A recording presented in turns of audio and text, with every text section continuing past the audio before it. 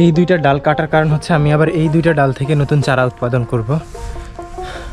আপনাদের জানানোর জন্য বলে নেই যে বাগান বিলাসে কিন্তু ডাল থেকেই চারা উৎপাদন করা হয় গ্রাফটিং করে। তো আমি আবার এই দুইটা ডাল থেকে নতুন দুইটা চারা উৎপাদন করব।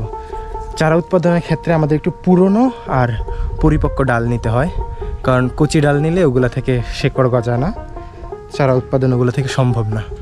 তো একটু পুরনো দেখে এই যে দুইটা ডাল নিয়ে নিয়েছি, আর এগুলো থেকে হচ্ছে আমি আবার নতুন করে চারা উৎপাদন করব।